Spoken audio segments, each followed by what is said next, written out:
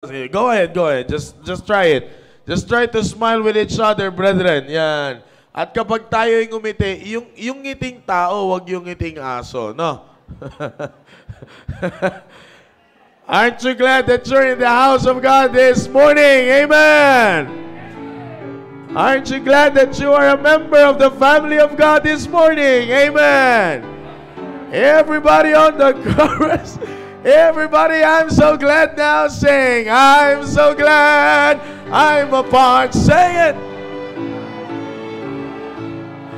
I've been washed in the fountain, cleansed by His blood. Say it, say it. With Jesus as we travel this sod, for I'm part of the family of God. You will notice we say brothers and sisters round here. It's because we're a family and these folks are so dear. When one has an heartache, we all share the tears and rejoice in each victory. In this sing it with smile, everyone. I'm so glad. Sing it with smile. Everybody sing it.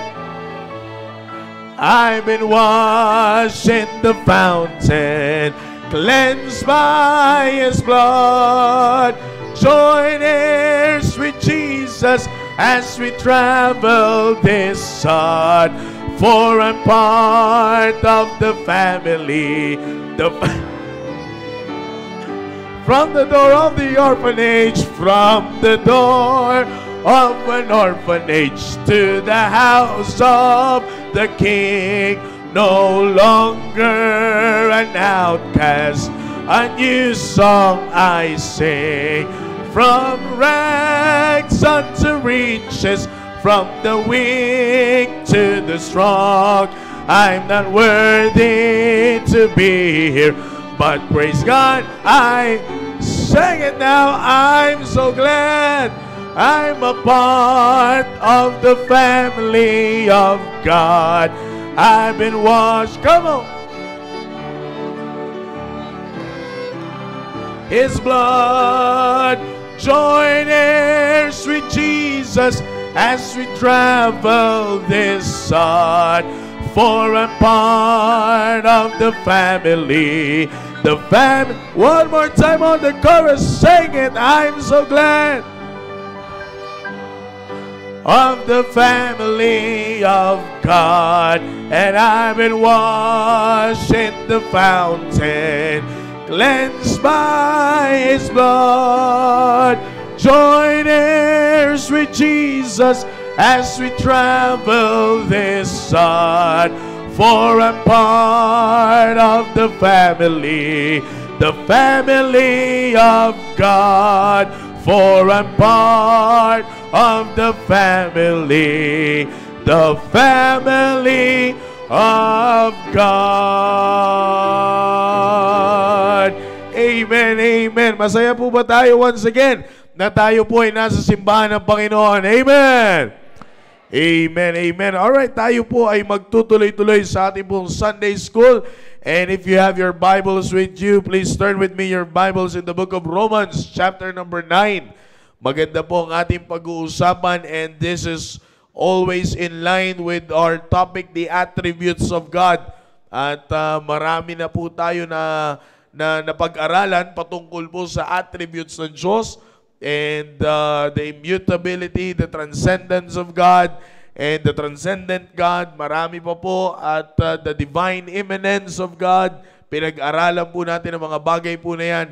Now, this time we will proceed on one of the most famous attribute. No? Alam niyo po, pag pinag-usapan po natin ang attribute, we have the three common attributes. And what is the first one? The omnipotence of God, the omniscient God, and last one is omnipresence God. Now, pag pinag-usapan po natin, those are the three famous attributes ng Diyos. But if we will go on study on those three attributes of God, makikita niyo po na nakapaloob sa kanyang attributes is His very characteristic and nature. Kaya nga napakaganda po na tayo ay namumuhay na meron tayong omnipresent, omniscient, and the all-powerful God na lagi po natin pinaglilingkuran araw-araw. Amen? At siyang naggagabay po sa atin. Now, we will go down to one of the most famous attributes or characteristic na nakapaloob mismo sa nature ng Diyos ay wala pong iba kundi ang kanyang pagiging merciful God. Alam niyo po, sometimes we always quote that phrase that God is merciful. Pero alam niyo po ba mga kapatid kung gaano po kabigat ang mercy ng Diyos sa buhay po natin at kung gaano po kahalaga ang mercy ng Diyos sa buhay po natin. At yan po ang pag-aaralan po natin ngayong umaga because on this topic, God, the merciful God ay makikita, meron pong dalawang bagay na nagpakita ng kadakilaan ng kanya pong mercy. That's why in the book of Lamentations, chapter number 3, in verse number 22 and 23, makikita nyo po na isa po ang mercy ng Diyos sa dahilan kung bakit great is thy faithfulness. Di ba? Makikita natin doon, they are new every morning, great is thy faithfulness. But before that, makikita nyo po doon nakalagay, because His compassions and mercy faileth not. Di ba? Yan po makikita nyo po in the book of Lamentations. Now, bakit po yan pumasok at isa yan sa mga naging dahilan kung bakit dakila ang katapatan ng Diyos sa buhay po natin, yan po ang pag-aaralan po natin ngayon pong umaga. Alright, now, Romans chapter number 9. This is a great passage from the Bible na sabi po dito, I will begin reading in verse number 15. Romans chapter number 9 in verse number 15 para po sa amin pong mga bisita. Kung kayo po ay may katabing mga may Bibles, ay alalayan nyo po yung ating po mga bisita. At kung hindi na po talaga kaya, no, at medyo malinaw na ang mata natin, ay magpo-provide po tayo ng verses dyan po na as you can see sa ating po mga screens. Now, are you there? Amen. Now, the Bible says in the book of Romans chapter number 9, verse number 15, for He saith unto Moses, I will have mercy on whom I will have mercy, and I will have compassion on whom I will have compassion. Now, verse number 16 is a great verse. The Bible says, so then it is not of him that willeth, nor of him that runneth, but God that showeth mercy. Okay? Napakagandang talata po all about the merciful God. Tayo po ay manalangin. Dakilang Diyos, ang mabanal ng mga pangyarihan sa lahat, maraming salamat po sa oras po na ito na inyo pinagkaloob po sa bawat isa po sa amin. Thank you, O God, for bringing us here together sa inyo pong bahay panambahan. Salamat po, Panginoon, na kami po ay binigyan nyo ng pagkakataon na mapaglingkuran po kayo ngayong umaga. Kaya, Panginoon, kami nagpapasalamat sa panibagong buhay at panibagong kalakasan. Kaya, Panginoon, nandito na po kami sa inyong pong bahay panambahan. Bigyan nyo kami ng bukas na puso at malawak na pangunawa, Panginoon, bukas na kaisipan upang kami po ay muling matuto mula po sa inyong salita. Maraming salamat po. Continue to bless the whole program of the church this morning.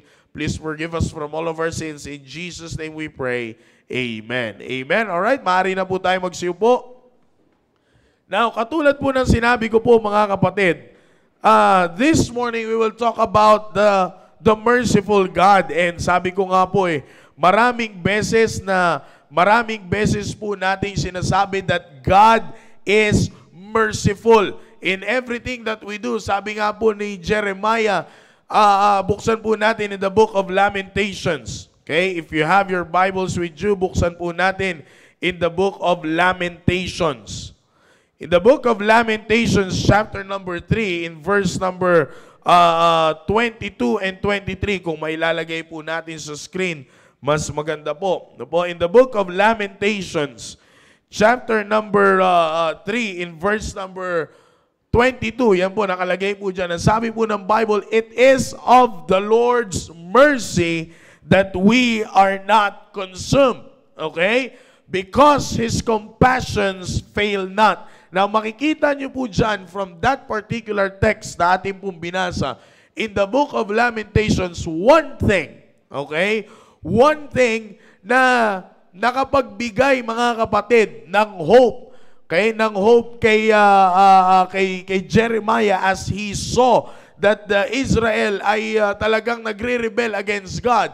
Ang sabi niya po, it is of the Lord's mercy that we are not consumed. Bakit po? It's because when we sin against God, mga kapatid, ay hindi po tayo papalampasin ng Diyos. It means, brethren, matatanggap natin ang consequence na deserve natin. It's because we sin against God. Amen? Now, that is very normal. If you transgress against the law, may paratang po yan nakaparusahan. Okay? Meron po yung consequence na iyong pagbabayaran. It's because you fail to obey the law. Okay? Now, ganun din po, during those times, nakita ni Jeremiah na ang Israel ay talagang, they turned their back to God. Kumbaga, they turned their back against God. Talagang, tinalikuran po nila ang Diyos. Talagang nag-rebel sila sa Diyos. Kaya nga, sabi ni Jeremiah, nawalan siya ng pag-asa. And nakita niya kung ano ang mangyayari because Jeremiah is the prophet of God. And nakita talaga ni Jeremiah ang mangyayari sa Israel kapag ito ay pinarusahan ng Diyos. Kaya nga sabi niya, I am a man that sin his affliction. Talagang nakita niya kung paano at ano ang mangyayari sa Israel. But one thing na nakapagbigay po ng hope kay Jeremiah is not about those things that he is seeing sa kanyang physical eyes. But one thing that gave him hope is the mercy of God. Kaya nga sabi niya po, it is of the Lord's mercies that we are not consumed because His compassions fail not. Now, ang sabi po nung katuloy in verse number 23, a very familiar passage, they are new every morning, great is thy faithfulness. Kaya nga makikita niyo po, ang isa sa mga nagdala sa dakilang katapatan, nagdadrive ng dakilang katapatan, at nagpapakita po ng dakilang katapatan ng Diyos sa buhay po natin is His mercy. Kapatid, alam niyo po, in everything that we do every day, makikita niyo, pabago-bago ang panahon. Katulad ngayon, sabi ko nga doon, nung pumunta po kami sa Tarlac ng PSS, nag-celebrate ng Founders Day and Foundation Day ang PSS, makikita mo maganda yung panahon. Hindi pumatak ang ulan, hindi ganun kainit. Of course, yung init sa umaga, that's very normal. Init sa tanghali, that's normal. Pero pagdating mo dito, pagbalik mo dito sa Maynila, aaraw, uulan lang ng mga 3 minuto, then mas lalong sisigaw yung init. Iba-iba ang panahon and hindi malayo na tayo ay magkasakit. Tama po, amen.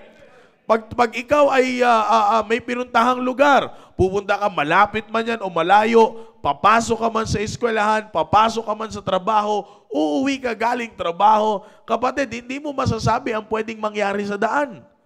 Di ba? Nung nakaraan, si Sir Dominic nagkikwento sa amin, siya ay nag-deliver ng madaling araw at meron siyang na-aksidenteng nakasalubong. Then nagpapasalamat siya sa Panginoon. Hindi natin pwedeng malaman kung ano, hindi po natin pwedeng masabi, rather, kung ano ang pwedeng mangyari sa atin.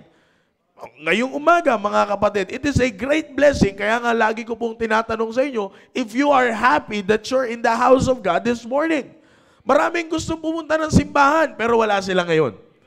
For some reason, not just only na sila ay tinatamad gumising ng maaga, but for some reason, maaaring hindi sila makabangon. Gusto nilang bumangon, pero masakit ang likod. Gusto nilang bumangon, pero masakit ang tuhod. Gusto nilang bumangon, pero hindi sila makastep. Hindi sila makastretch.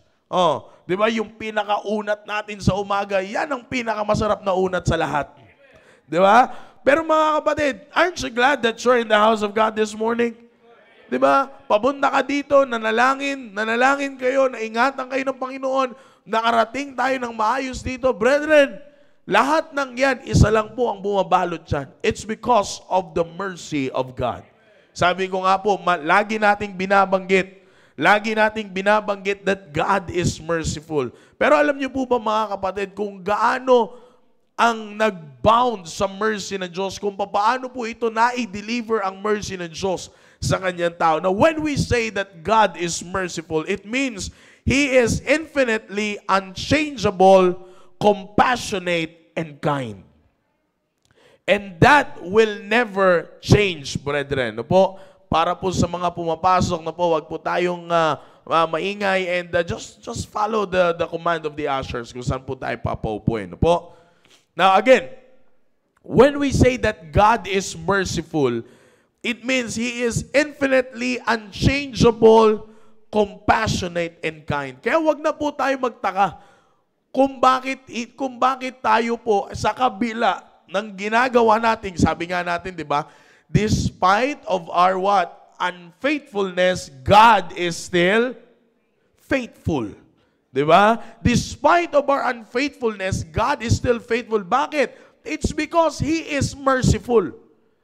He is infinitely, ibig sabihin, He is eternal. Ibig sabihin, walang sukatan, walang hangganan ang kanyang mercy sa buhay po natin. That's why, sabi ko nga po, when we say that God is merciful, He is infinitely unchangeable, compassionate, and kind. Kaya nga, kung babalikan natin yung Lamentations chapter number 3, in verse number 22, ang sabi po doon ng Bible, it is of the Lord's mercy. Tingnan niyo po. It is of the Lord's mercies that we are not consumed. Because what? What's the next word? Compassion. Compassions fail not. Okay? Now, sabi ko po sa inyo kanina, when we say that God is merciful, He is infinitely unchangeable, compassionate, and kind. Kaya po hindi tayo kumbaga, tayo pong mga merong mercy, nakakaranas ng mercy ng Diyos. We can say that by His grace, we are excused. Bagamat sabihin natin hindi tayo excused, but there are a lot of times na talagang mararamdaman natin ang mercy ng Diyos kapag tumitingin tayo sa mga pangyayari sa kapaligiran natin. Bakit po? It's because of His mercy towards us. Now, as noted dito po balik po tayo sa ating pong main text, no po, in the book of Romans, chapter number 9, in verse number 15. Sabi po ng Bible, for He saith unto Moses, okay, dahil on this particular verse, brethren, verse number 15, pinapakita po dito ng Diyos yung kanyang sovereign mercy. Okay? Pinapakita po dito ng Diyos ang kanyang sovereign mercy. Nasabi po dito, for He saith unto Moses, I will have mercy on whom I will have mercy. And I will have compassion on whom I will have compassion. So then, take note of the verse 16. So then, it is not of him that willeth. Ibig sabihin po, pinapakita, sabi ko nga po dito, ipinapakita po dito sa talata po na ito, ang sovereign mercy ng Diyos. Na ang sabi po dyan in verse number 16, so then it is not of him that willeth. Ibig sabihin, tapusin po natin yung verse para maintindihan po natin, nor of him that runneth, but of God that showeth mercy. Brethren, this simply shows that the mercy of God towards us ay wala po tayong touch dyan. Wala po tayong kinalaman dyan, brethren. Bakit? Because yan po ang magsasabi ng kanyang nature as He is unchangeable and unfailingly merciful, forgiving, loving, kind toward us. Kasi alam niyo po kung bakit po pinakita ng Panginoon in verse number 15, ang sabi niya po, for He saith unto Moses, I will have mercy on whom I will have mercy. Sabi niya, ako ay magkakaroon ng mercy sa mga gusto kong bigyan ng aking mercy. Bakit po? Kasi alam ng Diyos na kapag ginusto na hindi gugustuhin ng tao, okay? Hindi gugustuhin ng tao na bumalik sa Diyos. Bakit? In the very first place, sino po ang pumili na lumayo sa Diyos? Tao. Now, sino ngayon? Mamaya mapagdadaanan po natin yan. Now, dito po pinapakita ko po muna sa inyo dito that in the mercy of God towards us, kasi sinasabi natin that God is merciful para mas lalo pa po nating maramdaman ang mercy ng Diyos, ilagay niyo po sa isip ninyo that when it comes to the mercy of God, wala pong touch ang tao. Wala pong touch, ibig sabihin, wala pong ginawa ang tao para magkaroon para maipur ng Diyos ang kanyang mercy sa atin bilang isang tao. Now, what will happen without the mercy of God? Alam na po natin kung anong mangyayari. We have no hope of heaven. Amen? We have no hope of heaven because of our disobedient heart. We deserve death. And death means separation. Kasi tandaan nyo po, the first sin is the sin of disobedience. Okay? Everything, sabi ko nga po, ilang beses ko na po ito nabanggit dito, everything was provided back in the Garden of Eden. Ang gagawin na lang ng tao ay sumunod. Pag ito ang sinabi ng Diyos, ito lang dapat ang gagawin ng Diyos. But man chose to disobey. Sabi po ng Bible, as by one man's disobedience, many were made sinners. Now tayo po ay napahiwalay sa Diyos. But when we got reconciled of God, isa sa mga rason, it's because God poured out His mercy toward us. We don't deserve it, brethren. Di ba ba? Kung titingnan natin, sapagkat tayo po bilang isang tao, sabi ko nga, kung wala ang mercy ng Diyos, we have no hope of heaven. Sabi nga lang po ni Jeremiah, nakikita niya pa lang yung pwedeng mangyari sa mga Israelites na hindi sumunod sa Diyos. Sabi niya, nawawalan na siya ng pag-asa. Pero sabi niya, these things I recall to my mind. This thing I recall to my mind. And ang sabi niya, therefore, I have hope. Na ano po yung inalaala ni Jeremiah in his time habang nakikita niya that it is of the Lord's mercy that we are not consumed. Brethren, yan po ang kagandahan sa mercy ng Diyos. Yan po ang gusto ko pong makita niyo po muna dito po sa unang pag-aaral po natin pagdating po sa mercy ng Diyos sa ating pong buhay. Kasi pangit na gigising tayo sa umaga at sasabihin natin, salam, God is merciful. Bakit ka? It's because of His mercy. It's because of His mercy. Pero alam niyo po ba mga kapatid, if we really understand this very attribute, this very characteristic of God as a merciful God, mahihiya po tayo. Bagamat, hindi natin maiwasan because we're still living in sin. But, we have much more power na lagi natin paandarin ang katangian, ang pagka-Diyos ng banal na Espiritu sa ating pong buhay kung naiintindihan po natin talaga ang mercy ng Diyos. Kaya nga sabi ko po, without the mercy of God, we have no hope in heaven. That's the first thing that we should put in our mind. Bakit po? Because of our disobedient heart, we deserve the punishment of hell. Sabi po ng Bible, for all have sinned and come short of the glory of God. And the wages of sin is what? Death. But, sabi ng Bible, the gift, there's a gift. And that is the eternal life. And paano po nangyari na nagkaroon ng gift? It's because of the mercy. Now, mercy is not just we don't get what we deserve, but instead, mga kapatid, because of the mercy of God, we get life through faith in Christ. Ibig sabihin po mga kapatid, di ba sinasabi natin, mercy is getting what we do not deserve. Pero mga kapatid, hindi lang po doon nakapaloob yung mercy ng Diyos, kundi mercy, because of the mercy of God, we get life. Kasi wala na pong kwenta ang buhay po natin no po? Para lamang po sabi ko nga po, the purpose of this teaching, this Sunday school, is so that maintindihan po natin na kapag tayo po ay nagbitaw ng God is merciful, maintindihan natin kung gaano talaga ka-merciful ang Diyos sa buhay natin. Diba? Sa tao, hindi ka magbibitaw ng isang salita na walang kakwenta-kwenta. Kumbaga, pag nagbitaw ka ng salita, alam mo kung ano ibig sabihin yan. Pag sinabi mong ganito, alam mo kung ano ang bigat niyan para sa'yo.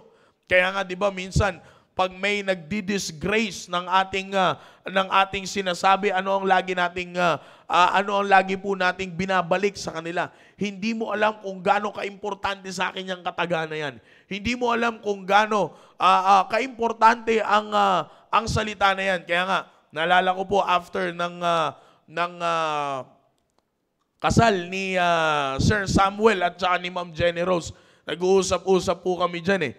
Habang pinag-uusapan namin yung testimony ni Sir Sam, no, habang pinag-uusapan po namin yan, mapapansin nyo po, laging nakalagay yan sa sasakyan natin na meron po tayong nakalagay dyan na I love my comrades. Sa mga matatagal na po dito, dati nakikita nyo yan sa likod ng L3, meron po yan sa likod ng coaster, dati yung mga bus natin, may nakalagay dyan, I love my comrades. Yan po ang nakalagay sa atin. Kumbaga yan ang naging tatak natin. Kaya nga habang nag-uusap po kami dyan, patungkol sa testimony ni Brother Samuel, sabi niya nga po doon bagamat maraming beses siyang nagpasaway, sabi niya, in his own words, nagpasaway. Diba? Sabi niya, ilang beses siyang hindi sumunod sa rules and standards of the church as a full-time staff, ilang beses siya na-suspended, talagang nag-stop lang yung suspension niya nung siya ay magsi-second year na, if I'm not mistaken. Pero nagpapasalamat siya sa Panginoon na hindi siya itinaboy ng church. Kaya nga nabuo po doon yung katagang, sabi ng ating mahal na pastor, we never leave our comrades behind. Ilang beses man niya nagpatumbling-tumbling, sabi nga natin. Ilang beses man niya nagkamali, but we will never leave our comrades behind. Now, when one disgrace that saying, para sa atin, masakit yun. Hindi natin kayang tanggapin yun. Bakit? Pag may nagbaba doon sa sinasabi natin ganun, sa phrase na yan, sa prinsipyo na yan ng CSI, pag may nag-disgrace doon, sa atin masakit yun. Bakit? Because that phrase right there, that principle right there is very dear to us. Bakit? Talagang ginagawa po natin yan eh. Talagang totoo po sa atin yan. Maraming beses na sinuway ang katuruan at lahat ng pangyayari, the biblical standard of the church. Pero mga kapatid, ika nga sa salitang kolokyal, hindi tayo nang titiwalag ng tao. Bakit? Unang-una, hindi tayo, sabi nga, let's just use that word, hindi tayo tiniwalag ng Diyos. Instead, binalikan tayo ng Diyos. At babalikan pa tayo ng Diyos. Di ba? Kaya nga mapapansin nyo po, pag sinabi natin God is merciful, He is really merciful talaga sa buhay ng bawat isa? Or we're just saying that because maganda pakinggan? Di ba? Kaya nga yan po yung pinaka-point of this teaching right here na maintindihan po natin that when we say God is merciful, talagang merciful siya sa buhay natin. Kaya nga makikita nyo po dito that God's mercy and compassion are not earned are not earned but are given according to His sovereignty. Sabi ko nga po sa inyo dito po sa verse po na ito sa Romans chapter 9 verse number 15 and verse number 16. Makikita po natin dito ang sovereign ng mercy ng Diyos. Bakit po? Sapagkat it is not hindi po natin ito pinilit kunin, hindi po natin ito nakuha, kundi ito po ay ibinigay.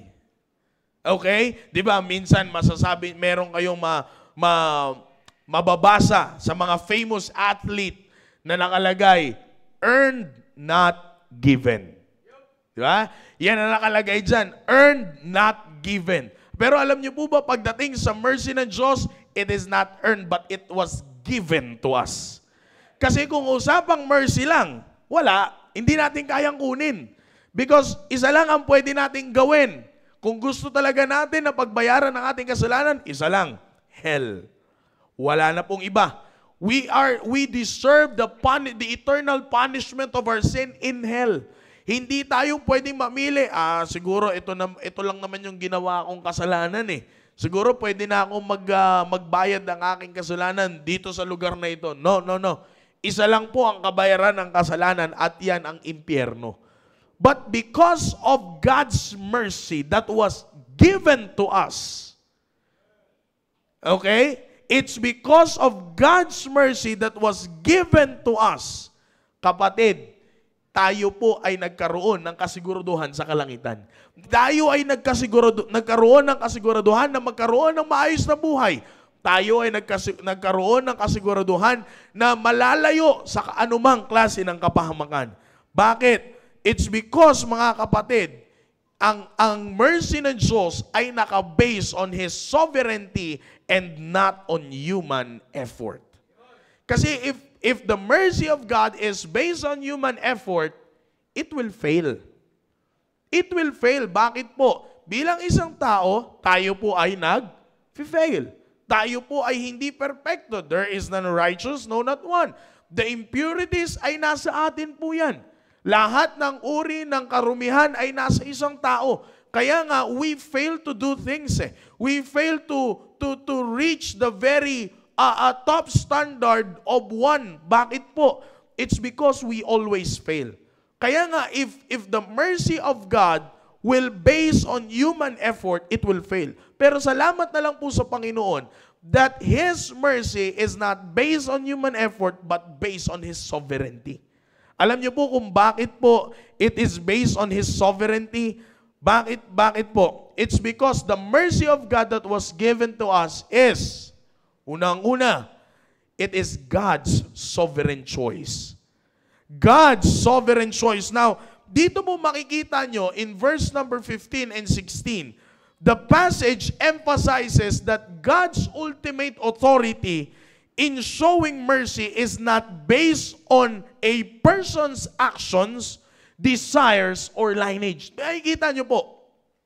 Sabi po dito ng Bible in verse number 16, so then it is not of him that willeth. So then it is not of him that willeth, nor of him that runneth, but God showeth mercy. Mga kapatid, sabi ko nga po sa inyo, kung bakit ganyan kadakila ang mercy ng Diyos, because it is His sovereign choice. Kung babasahin po natin, mga kapatid, Romans chapter number 5, basahin po natin. Romans chapter number 5, medyo marami-rami lang po tayong babasahing verses po dito. Makikita niyo po dito yung palitan ng senaryo. Okay? Sa pamamagitan ng kasalanan at ng grace ng Diyos. Okay? Na nakabalot po yan, sabi ko nga po sa inyo, nakabalot po yan lahat sa isang salita, which is the mercy of God. Now, Romans chapter 5, verse number 12, ang sabi po ng Bible, wherefore, as by one man sin entered into the world, so death by sin, and so death passed upon all men, for that all have sinned. For until the law, sin was in the world, but sin is not imputed when there is no law. Nevertheless, death reigned from Adam to Moses, even over them that had not sinned after the similitude of Adam's transgression, who is the figure of him that was to come. Verse number 15. But not as the offense, so also is the what? Free gift. For if through the offense of one many be dead, much more the grace of God and the gift by grace, which is by one man, Jesus Christ, hath abounded unto many. Verse number 16. And not as it was by one that sinned, so is the gift. For the judgment was by one to condemnation, but the free gift is of many offense unto justification. Verse number 17. For if by one man's offense death reigned by one, much more they which receive abundance of grace and the gift of righteousness shall reign in the life by one, Jesus Christ. Verse number 18. Therefore, as by the offense of one, judgment came upon all men to condemnation, even so by the righteousness of one, the free gift came upon all men unto justification of life. Now, verse number 19. For as by one man's disobedience many were made sinners, So, by the obedience of one, shall many be made righteous. Moreover, the law entered, that the offense might abound. But where sin abound, grace did much more abound. Verse number 21, that as sin hath reigned unto death, even so might grace reign through the righteousness unto eternal life by Jesus Christ our Lord. Makikita nyo po mga kapatid, kung puro first part lang ng mga verse ang binabasa natin, wala na pong tao ngayon. Bakit po? Dahil ganun ang requirement ng kabayaran ng kasalanan.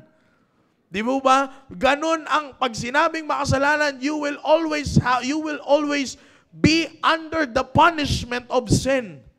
Pero ang sabi nga po, where sin abound, grace did much more abound. Diba? Sabi natin, minsan pag sinabi natin, kung gaano ka, yan tao na yan, sobrang makasalanan yan, wala na yung pag-asa. Maaring sa mata natin, wala na yung pag-asa, but it's because God is merciful toward him, malaki ang pag-asa ng tao na yan. In fact, brethren, if we will all be honest this morning, lahat po tayo dito wala ng pag-asa. Di ba ba? Lahat tayo dito wala ng pag-asa eh. Kung titingnan natin, hindi porket hindi mo kursunado yung itsura ng katabi mo, wala ng pag-asa yan. Kasi ikaw mismo ay wala rin pag-asa. Di ba? Pero ang sabi ng Bible, doon sa isang lugar na walang pag-asa, mas merong higit na pag-asa sa lugar na yan. Bakit? It's because of the grace of God that was driven by God's sovereign choice of mercy towards us. Napakaganda po, no? Kaya nga sabi ko po sa inyo, pag sinabi nating mercy, it is God's sovereign choice. Pinili, sabi ko, kung titingnan natin mga kapatid yung istorya ng tao, inilagay, naalala, I know some of you ay naalala po yung preaching ng ating mahal na pastor dito. Nagbigay siya ng specific na trabaho sa tao. Sa lalaki, to dress it and to keep it. Sa babae, to be an helpmeet sa asawang lalaki. That's the very job. At kung titingnan niyo po mga kapatid, sa nature of work na binigay ng Diyos sa tao, susunod lang dapat ang tao. And then everything will be provided para sa tao. But ang tao po, pinili niyang hindi sumunod kay Kristo. Kaya nga sabi ng mga binasa natin, as by one man's disobedience, many were made sinners. But as by one man's obedience, many were made righteous. Kaya nga tinan niyo po, mas nangibabaw pa din yung pag-impute, yung pagbigay sa atin ng Diyos ng maayos na buhay at ng maayos na kalagayan. It's because of the reason that He is a merciful God. Kaya nga sabi ko nga po, lagi niyo pong ilagay sa isip po ninyo that when we say about, or when we talk about the merciful God, tandaan niyo po, it is God's sovereign choice. Pag sinabi po nating sovereign, wala pong makakapigil dyan. Diba? Pag sinabi po nating sovereign ng Diyos, wala pong pinaka pwedeng maging subject na mas tataas pa dyan sa ginawa ng Diyos. No, wala na po. Bakit po? It's because it is God's sovereignty ang pinag-uusapan. Kaya nga po, ganyan dapat paggising natin sa umaga, there's no reason na sabihin man natin, hindi ka nakatulog ng maayos. Sabihin man natin, bago ka makatulog, pambira, may nag-pop up pang something na matutulog ka na lang, galit ka pa. Sabi nga nila, okay na yun. Matulog ka na nakasimangot, wag lang matulog ng nakangiti. Delikado yun. Di ba? Ayaw man natin matulog na nakangiti, pero dapat gumigising tayo ng masaya. Bakit po? It's because sabi nga ni Jeremiah sa kanya pong talata, it is of the Lord's mercy that we are not consumed because His compassions fail not. They are new every morning. Akalain nyo po, yung mercy na natanggap nyo ngayong araw na ito, bukas hindi yan tira-tirang mercy. Bakit? Bukas, it is once again God's sovereign choice na bigyan ka ng mercy. Every day mga kapatid, akalain nyo po, pinipili ng Diyos na bigyan tayo ng mercy. Ilang beses sa isang araw na tayo po ay nagkamali. sa harap ng Diyos. Ilang beses na na-fail natin ang Diyos. Ilang beses na consciously and unconsciously. Ilang beses na hindi tayo nakapagsalita ng maayos, na alam natin meron tayong ginawang bagay na hindi kaaya-aya sa Diyos. Pero akalain nyo po, no, kinabukasan, imbis na sabihin ng Diyos, pipili, o diba, pag ang tao, para mas lalo natin maintindihan, pag ang tao nagkasala sa kapwa-tao, hindi na papaabuti ng bukas, maya-maya lang, unfriend ka na. Maya-maya lang, block ka na. Maya-maya lang, laman ka na ng what's on your mind. Maya-maya lang, ikaw na ang mensahe ng thoughts. Yan ang tao. Pero akalain nyo po, no, sa Diyos, ilang beses tayong nag-fail. Pero bukas sabi ng Diyos, tinan mo, imbis na parusahan kita, bibigyan pa kita ng mercy. Ilang beses nating meron tayong nagawa na talagang sabihin natin kung sa kapwa-tao pag-uusapan, wala na talagang kapatawaran. Pero akalain niyo po, sa mata ng Diyos, you are given mercy. Kumbaga binigyan ka niya ng mercy araw-araw. Sabi ko nga pa, I don't know about you, pero para sa akin mga kapatid, mabigat po yun. Na pag sinabi nating meron tayong mercy ng Diyos, it is God's sovereign choice. Ibig sabihin, walang makakapigil. Sabihin man natin na may magsabi dyan, sana hindi ka na nagising eh. Oh, may tao man magsabi dyan, wala siyang magagawa, ginising ka lang Diyos eh. Kung meron mang hindi gigising sa'yo, malamang Diyos yun. Ang problema, ginising ka ng Diyos. Marami ngayon, ayaw po natin makita. Tingnan mo, nagsimba pa yan taong yan. Wala, pinagsimba siya ng Diyos eh. Di ba? Ginising siya ng Diyos. Siyempre, pag ginising siya ng Diyos, alam niyang araw ng Diyos ngayon, saan siya pupunta? Sa bahay ng Diyos. Kaya huwag ka na magalit, patawarin mo na lang. Kasi pinatawad na yan ng Diyos. Di ba? Ganun lang kasimple mga kapatid. And things should be, brethren, pagdating po sa mercy ng Diyos. Tandaan niyo po, we ought to enjoy the mercies of God. Araw-araw, sabi ko nga po, nararanasan natin yan. That's why when we quote that phrase that God is merciful, I hope that this Sunday school helps na pag tinignan natin, ang maiisip natin, ang bira, pinili akong bigyan ng Diyos ng mercy. Just focus on the word sovereign. Huwag muna yung choice, mabigat na. Pag sinabi na nga natin God's choice, mabigat na yun eh. Alam nating wala nang makakapigil dun eh. Dagdagan mo pa sa gitna ng sovereign. Sino pang haharap dyan? Sino pang makakastop dyan? Now that is the reason why you and I are here inside the church this morning. It's because of God's sovereign choice to give us His mercy. Amen? That is the merciful God that we are serving. Amen. Amen. Amen. I hope you did learn something sa ating pong Sunday School. Tayo pong magsitayon lahat at tayo po ay manalangin. Pasalamatan po natin ang Diyos sa narinig po nating Sunday School ngayon pong umaga po na ito. Our most gracious Heavenly Father, O God, we thank you once again for the opportunity of learning, Panginoon, how merciful you are into our lives.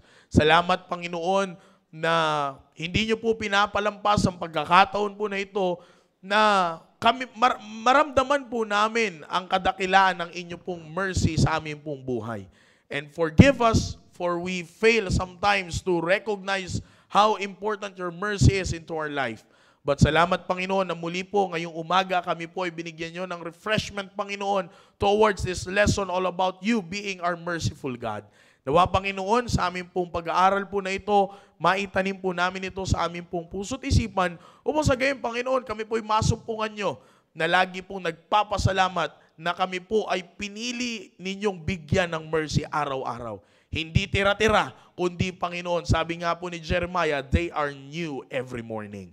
Kaya, Panginoon, maraming salamat po sa ginawa niyo po sa amin. Purihin po ang inyong pong pangalan. Bless the remaining part of the service. In Jesus' name we pray. Amen. Amen. Remain